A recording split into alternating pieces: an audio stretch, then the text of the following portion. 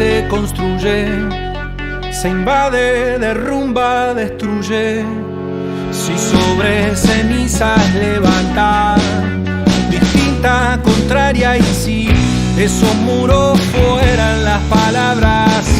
Hoy en A Contraluz le damos la bienvenida a un nuevo espacio y hoy vamos a recibir a Lucía Labonora, que es secretaria general de UNMIDES, la Unión de Trabajadoras y Trabajadores de MIDES, del Ministerio de Desarrollo Social. Así que le damos la bienvenida y le agradecemos a Lucía por su tiempo y por compartir con nosotros para hablar un poco de la situación de los trabajadores de MIDES que vienen desde hace tiempo, venimos siguiendo, y bueno, queremos saber de primera mano qué está pasando con los trabajadores allí en el Ministerio de Desarrollo Social. Muchas gracias por recibirnos, buenas tardes. Entonces, para empezar, quizás contanos un poquito las características de los trabajadores de MIDES, porque es como un ministerio que tiene como distinta situación de trabajadores. Están los trabajadores que son tercerizados porque pertenecen a alojamientos, demás. Bueno, contanos un poco esas características de los trabajadores de MIDES, cómo llegaron a este nuevo gobierno, digamos. Bien, en realidad el MIDES se fue construyendo de una manera medio ecléctica y tiene una trayectoria diferente al resto de los incisos, o por lo menos no tradicional. Entonces, de alguna manera, en el ministerio hay diversas situaciones contractuales y eso genera en realidad muchísimos problemas. Nosotros lo vemos como una debilidad fuertísima a nivel institucional, y que además va en contra del buen funcionamiento de la burocracia. O sea, eso, además de afectar, por supuesto, nuestros derechos, también afecta los servicios que proveemos.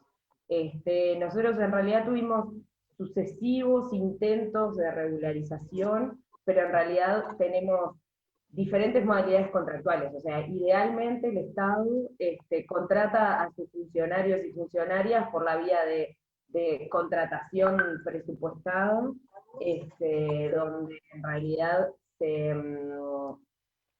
donde en realidad las personas tienen tanto obligaciones y derechos fuertemente estipuladas, y en general por ley, que pasan por el Parlamento, y las funciones y cometidos que cumplen en el marco del Estado están claramente definidos. Eso en el Ministerio nunca sucedió. Nosotros siempre estuvimos como lo que se llama tercerizados o precarizados, que fue, en vez de ser contratados y contratadas directamente por el Estado, nos contrataban organizaciones, teníamos contratos unipersonales, a pesar de estar cumpliendo tareas consideradas permanentes. En la ley de presupuesto 2015 logramos un proceso de regularización bastante importante, sobre todo para lo que son las regularizaciones en el Estado, donde ahí pasamos varias personas a ser funcionarios y funcionarias en dos modalidades contractuales, que unos terminaron, y eso también lo considerábamos como una pérdida, pero era una situación que nos dejaba mejor paradas que en la situación previa, y quedamos algunos contratados como presupuestados y otro conjunto de personas contratadas por lo que se llama los contratos de trabajo, que son de función pública y los regula el artículo 92 de la ley del funcionario público, que es la 19.121, que son contratos que tienen una duración de 2 años y se renuevan por 2 años más. Después, durante el quinquenio, todas las personas que ingresaron, por ejemplo, el sistema de cuidados, y otras funciones que el MIDES fue abarcando, fueron contratadas o bien a través de contratos unipersonales, que es nuevamente una precariedad muy grande, o por esta modalidad de contratos temporales, que quiere decir que no puedes ni ascender, que tus tareas no están claramente definidas, que ni siquiera tenés escalafón, que es lo que nos rige en la función pública para definir si sos profesional, si sos técnico, si sos administrativo y qué función cumplís. Eso que genera que hoy estamos en una situación de precariedad donde no tenemos ninguna certeza sobre nuestras funciones, además de quienes no tienen certeza sobre su continuidad, pero quienes sí estamos presupuestados y presupuestadas, en realidad, como nuestras oficinas no existen y nuestros cargos tampoco, no sabemos muy bien qué rol cumplimos en todo esto, y por supuesto que esa línea, además, todavía no ha bajado de las autoridades actuales. 1/3 más o menos del funcionariado total tiene esta modalidad de contratos 2+2 o de unipersonales. Tenemos ahora 150 unipersonales y 530 2+2, que les decimos nosotros, que son estos contratos que se terminan, que se tienen que renovar, que no tienen posibilidades de ascenso. Y a este momento, ¿han sido todos actualizados en sus puestos o han cesado? Por ahora han sido todos salvo uno, que es un cargo que era un cargo político, que a la vez tenía un cargo que tenía una relación contractual de 2+2, pero en realidad era la directora nacional de Pronadis, a ella la cesaron, creo que fue en abril. El resto, que son los cargos más bien técnicos, que están en esta modalidad, sí, por ahora estamos siendo todos renovados.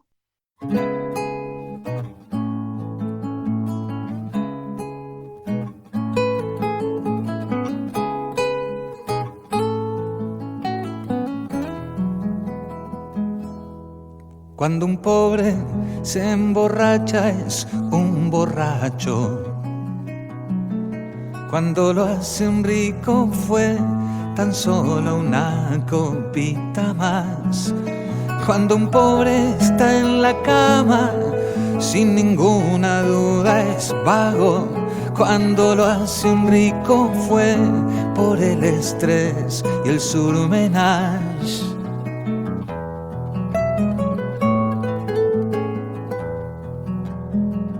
De todas maneras, hay una salvedad importante a hacer, que es parte de nuestras reivindicaciones actuales, que es que nuestros pagos de algunos de nosotros no se han efectuado. ¿Por qué? Porque estas renovaciones llevan un proceso burocrático grande, porque llevan muchos contralores en el resto del Estado, y se hace por expediente, y estos expedientes han empezado a circular tardíamente, entonces hay gente que, por ejemplo, hoy no ha cobrado su salario de hace 2 o 3 meses. Después, los contratos unipersonales tenían contrato originalmente o desde hasta agosto, hasta el 31 de agosto, y eso tenemos la renovación aprobada, ya firmada, y bueno, y está en ese trámite burocrático, entonces lo que sí sabemos es que es de esperar que el pago de esas personas se atrase, pero que hasta diciembre está prorrogado. Por supuesto que la aspiración como sindicato que tenemos es la no pérdida de ninguno de los puestos de trabajo y la regularización, porque en realidad son personas que cumplen tareas permanentes y que son esenciales al ministerio, ¿no? Esto es sustancial, o sea, estas personas que están en todo a lo largo y ancho del ministerio, en realidad, no es una cuestión de servicio, de que yo contrato a alguien por esta modalidad que es temporal, pero en realidad después lo voy a dejar de cumplir. En realidad, de repente están cumpliendo funciones con una persona al lado que es presupuestada, por ejemplo, y que esa persona presupuestada tiene mucha mejor calidad del empleo, porque tiene certezas, porque cobran fecha, porque no tiene que pensar si la renuevan o no, que otras. Y ni que hablar que los contratos unipersonales, que al día de hoy la única certeza que tenemos es que se prorrogaron hasta el 31 de diciembre, pero después de eso no sabemos qué va a pasar. Y lo que vemos es que se aumenta la cantidad de cargos políticos, además en la ley de urgente consideración se autorizaron nuevamente 115 pases en comisión que están cobrando compensaciones altísimas, y creemos que es absolutamente inoportuno, esto en un contexto de crisis, de recorte del Estado, y donde la pauta salarial propuesta en esta ley de presupuestos es de recorte del salario real de quienes trabajamos cotidianamente. Entonces, de alguna manera, creemos que es absolutamente regresivo, que incluso desde los sindicatos podríamos haber pensado en un recorte del salario real por un periodo de tiempo y después recuperar, si eso iba a redundar en una mejora de la calidad de la atención pública y de los servicios públicos que nosotros brindamos. Porque también es cierto que esta crisis ha pegado de manera diferencial, y sobre todo en las personas con las que nosotros trabajamos. Entonces, estábamos dispuestos o podríamos llegar a considerar pensar en hacer esfuerzos, pero no en detrimento pero hay que pensar en favor de quién, ¿no? Y acá vemos que esta ley de presupuestos es claramente regresiva, va en detrimento claramente de como la burocracia, pero en los recursos técnicos, los profesionales, los administrativos, el personal de servicio, y mucho más en favor de la clase política, que en realidad no creemos que necesitara ser recortada. De hecho, por el contrario, sorprende que este gobierno, que habló mucho además de la clase política del Ministerio de Desarrollo Social, que sobre eso, si negocian en el Ministerio tener más personal bárbaro, pero bueno, por lo menos refuercen el rubro de salarios. Pero no, esa clase política se está generando en detrimento del salario de trabajadores y trabajadoras, que seamos quienes en realidad aseguramos que la política social y la política pública sea inversión, ¿no? Porque esa en definitiva es la obligación del Estado, pensar en derechos y en procesos que en el mediano plazo aseguren de alguna manera un cambio en la vida de la gente. Y eso quienes lo garantizamos somos quienes trabajamos cotidianamente, ¿no? Los cargos políticos. Y otra de las cosas que también es bastante chocante es que crean 3 cargos de designación directa que se llaman gerentes de área y que cesan al vacar. ¿Qué significa esto? Que cuando la persona que lo ocupa se va, ese cargo desaparece.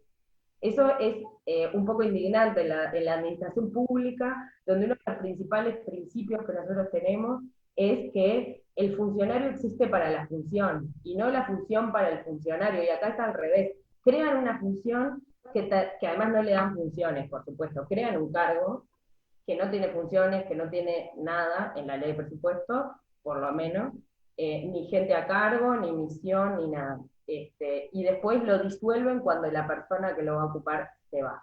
Eso realmente consideramos también que el servicio civil es responsable, sobre todo teniendo jerarquías pero muy potentes y con mucha trayectoria en la administración pública, y que no hayan alertado sobre este tipo de cosas, realmente es difícil de procesar. Cuando un pobre hace un reclamo es subversivo. Cuando lo hace un rico es que algo debe estar andando mal. Cuando un pobre sale en marcha junto a sus pobres amigos, lo primero que hace el rico es protestar. Será el cristal con que se mira, que ve distinto lo que es igual. Y bueno, y de cara al presupuesto, digo, ¿cuáles son las perspectivas que tienen ustedes en cuanto a esos programas de el MIDE? Por ejemplo, estábamos buscando en la prensa y ahí veíamos que hubo una carta de por medio de técnicos del MIDE que alertaban sobre que si se cumplían los recortes tal cual se estaban manejando, había muchos programas que estarían en riesgo. ¿Cuál es la visión de ustedes? ¿Cómo ven ese tema en cuanto al funcionamiento del MIDES? Bien, en realidad nosotros la verdad teníamos como bastantes expectativas sobre el presupuesto vinculadas a la formalización de los recursos humanos, que lo que habilita como a la profesionalización también, ¿no? A la calidad del servicio público.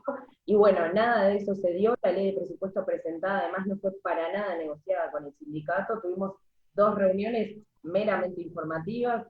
Por supuesto, nosotras expusimos cuáles eran nuestras expectativas, se nos escuchó atentamente, pero nunca se nos dio respuesta. Y realmente creemos que esta ley de presupuesto es bastante inoportuna, por lo menos. En realidad, no habla, por ejemplo, sobre los programas concretamente, es medio difícil que, en particular en el MIDES, que se hable de la plata que se le destina a los programas, salvo algunos que están hechos por ley, pero esto es tradicional, que todo se va a una sola unidad ejecutora y eso habilita flexibilidad y siempre se usó de esa manera, que tampoco es la buena usanza del ministerio. De los ministerios, o sea, la función pública funciona de otras maneras, pero siempre se usó así. De todas maneras, es importante decir, y que creemos que esto es un error de nuestra administración, que la propuesta para lo que nos rige a nosotros tiene que ver con aumentar la cantidad de cargos de confianza y aumentarles el salario a 9 directores. Y creemos que es absolutamente inoportuno, que en realidad, teniendo en cuenta un contexto de crisis, donde nosotros hoy no sabemos cuál es el rol del Ministerio de Desarrollo Social en todo esto, y no se nos ha explicitado como técnicos y técnicas, no al sindicato, a menos que las personas estén en este momento entregando canastas o trabajando vinculadas a personas en situación de calle, estamos, y algunas excepciones más, pero estamos esperando líneas estratégicas de trabajo. No queda claro, bueno, las canastas y las canastas virtuales, ¿no? Que son transferencias, pero de alguna manera no quedan claras las grandes líneas de trabajo del ministerio. Nosotros hablamos muy frecuentemente con nuestras autoridades, tenemos un diálogo seguido,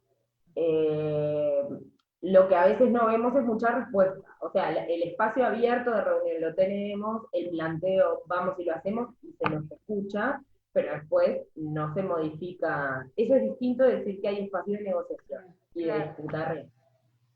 El espacio de escucha está, eso es cierto, pero después no hay una disputa como muy real. Lo mismo, para la ley de presupuesto tuvimos 3 instancias, una con Conrado Ramos, que es el director de la Oficina de Servicio Civil. Después lo planteado y lo finalmente resuelto no tuvo nada que ver con lo que se habló en esas reuniones, no contempló absolutamente nada de lo que dijimos, y eso vemos que nos pasa como muy a menudo. Tal vez nosotros planteamos, se nos escucha y a veces se nos da explicación, pero es difícil ahí como, esa es una valoración. Que ve al pobre como un bicho que camina, que ve al rico como el máximo animal, será el cristal.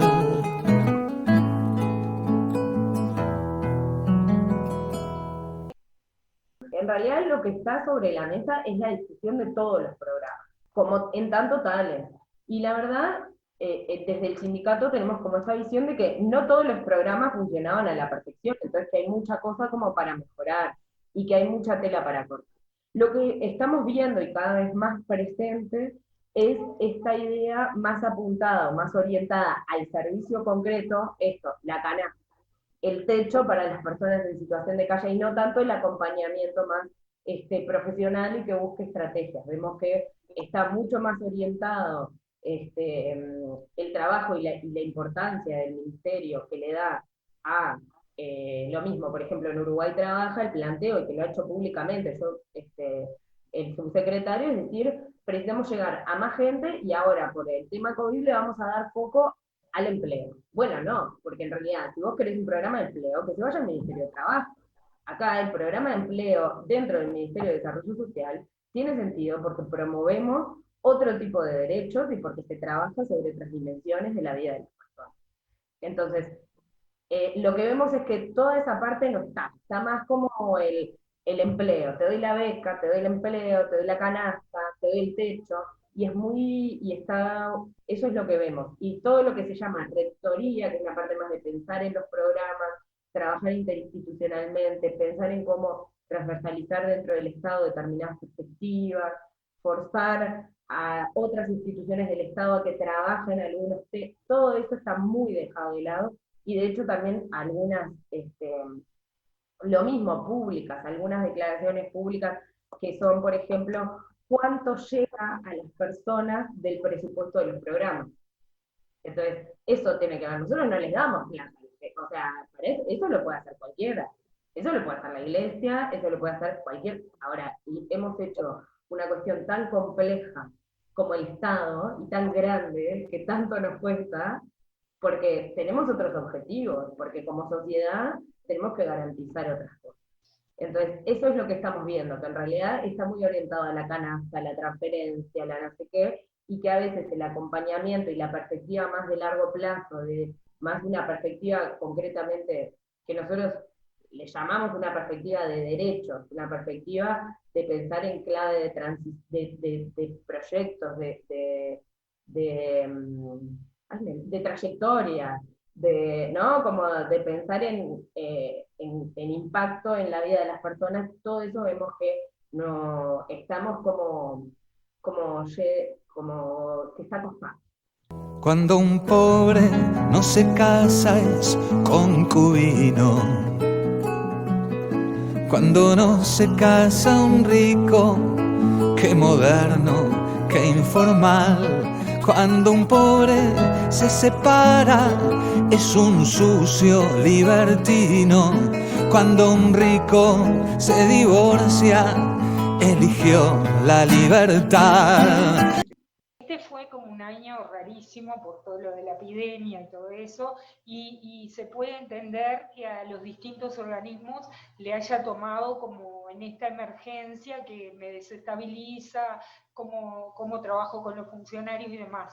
Pero en el caso del MIDES tenía un papel fundamental, como decías tú, porque digo, dentro de la emergencia, lo que era el tema de la crisis económica, las ollas populares, todo lo demás, había como un rol fundamental de los programas del MIDES. ¿Cómo se manejó eso? ¿Hubo una cierta continuidad o por lo que decís tú, era como que no se sabía cuál era la tarea que tenían que hacer? A ver, sin duda se puede esperar un reacomodo grande ante un shock de tal magnitud, ¿no? Entonces un reacomodo de tareas también era esperable.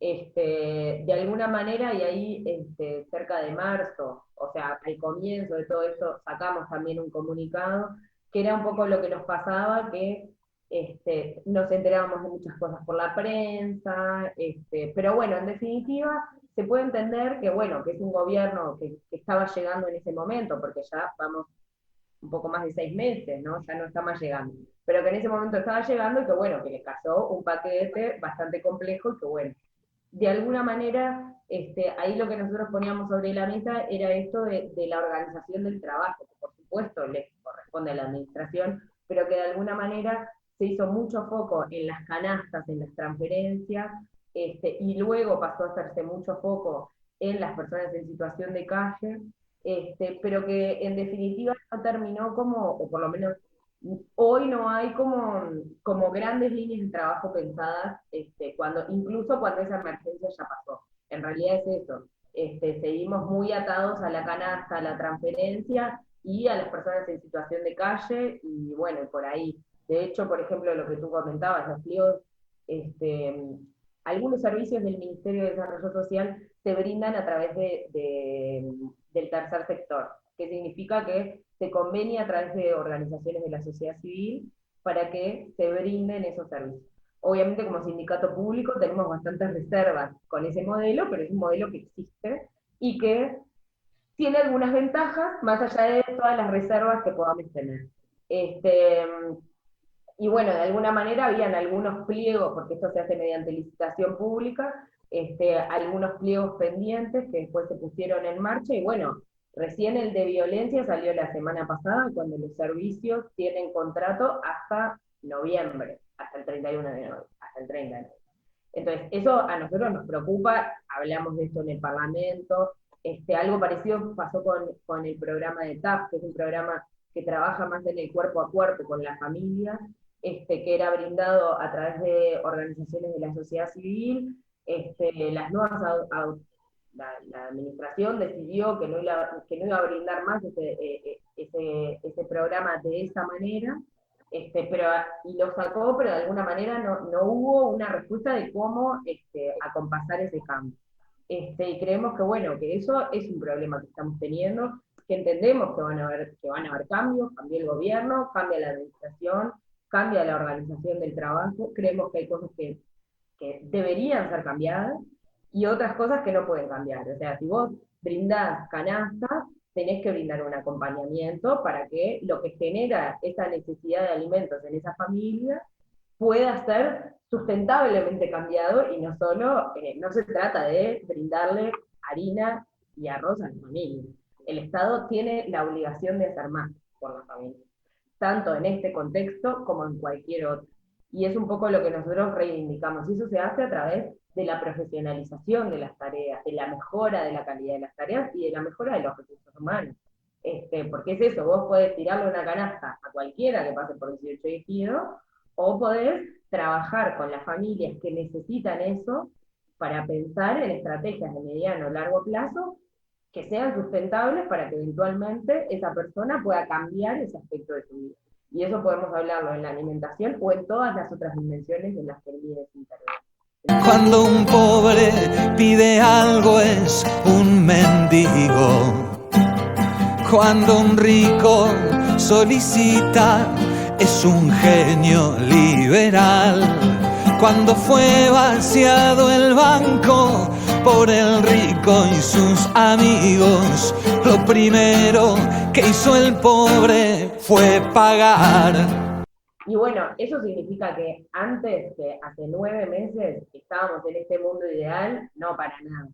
Ahora, creemos que esta idea de te tiro con la canasta, te hago una transferencia y veo lo que hago, el repliegue fuerte de los programas de territorio, SOCAT, que los SOCAT ahora están volviendo, pero también cercanía, creemos que también es una falla. Este es un momento donde el Estado tiene que estar presente, tiene que contener, y lo tiene que hacer mediante sus recursos humanos, también acompañando los servicios y lo que brinda en especie, que se dice. Leí por ahí que el sistema de cuidados se anexaría al programa de discapacidad y que el MIDES habla de que se incrementó su presupuesto, pero en realidad como que pasó el sistema de asignaciones familiares, habría pasado al MIDES. ¿Es así?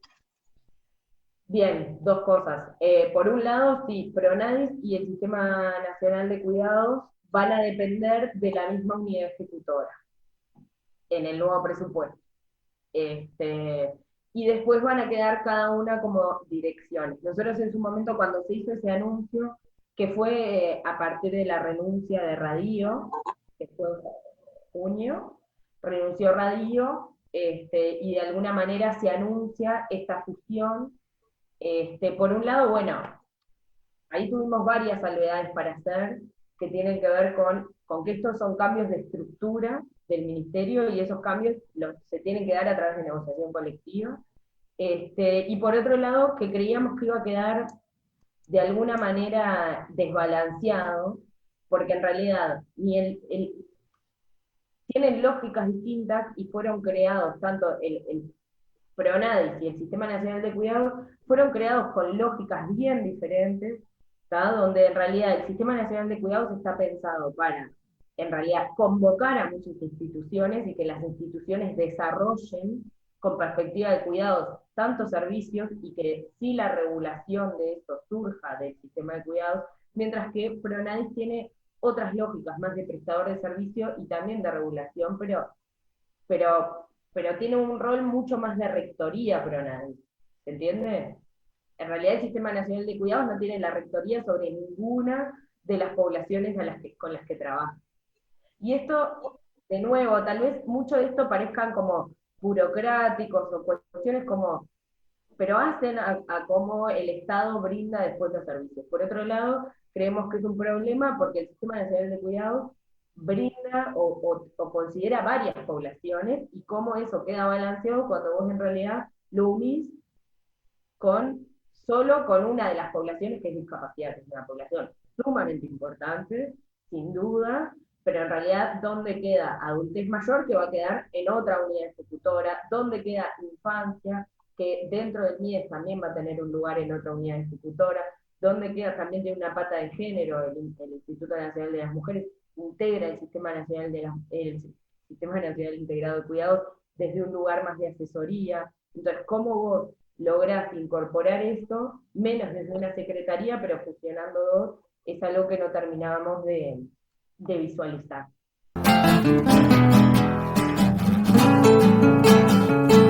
Será el cristal con que se mira, será mentira lo que es verdad, cuando el rico no es más rico, es injusticia. Después, con respecto a lo que decís de la asignación familiar, en realidad es así. En realidad, de un año a otro se duplica el presupuesto, y la proporción de la asignación familiar es un poco más, no es exactamente el doble, es un poquito menos. Ahí nosotros lo que vemos el riesgo, que tiene que ver con el monto de la asignación familiar. O sea, vos tenías, la asignación familiar es algo que coejecutado entre el BPS es hasta ahora, porque todavía no se aprobó la ley de presupuesto, es coejecutado entre el BPS y el Ministerio de Desarrollo Social. Entonces, cuando el BPS dice en la ley de presupuesto, de mi presupuesto, yo este monto lo voy a destinar a las asignaciones familiares, ¿tá? Que eso es algo que el MIDES históricamente en sus presupuestos no hace, y eso es un problema, ¿tá? Vos te asegurás que esa cantidad de plata el Estado la va a destinar a transferencias monetarias de asignación familiar con criterios vinculados al índice de carencias críticas, que es un índice que fue elaborado en conjunto con la Universidad de la República y otros actores internacionales. ¿Se entiende? Entonces, al pasar al MIDES, y esto de hecho es un riesgo que corremos, pasa a la bolsa de plata del MIDES, ¿tá? Y no queda claro cuánto de eso va a ser destinado a transferencias, y si esa transferencia se libera, ¿quién obliga al Ministerio de Desarrollo Social a que esa transferencia va para otra familia y no esa transferencia de repente la saco de acá y la meto en refugio? O la paso a otro programa, ¿no? Entonces, nosotros vemos un grave problema, y también en uno de los documentos que circuló del Ministerio, habla de atar los resultados y el presupuesto, y creo que en alguna parte dice, atar el presupuesto a los objetivos a los indicadores de pobreza, que también dicen eso de los salarios de los funcionarios y funcionarias públicas. Y vemos eso como un problema, porque en realidad, si a vos te queda el 7%, como quedó durante un tiempo, de pobreza, esa gente tiene necesidades tremendas, ¿no? Entonces, que es parte como de la discusión que a veces tenemos, y que la tuvimos no solo con esta administración, que nos dicen, pero la urgencia, porque ahora es grandísima, pero nosotros nos enfrentamos a la urgencia de la gente toda la vida, porque trabajamos en el Ministerio de Desarrollo Social toda la vida, y yo me enfrento con una familia, y la urgencia de esa familia a mí se me impone.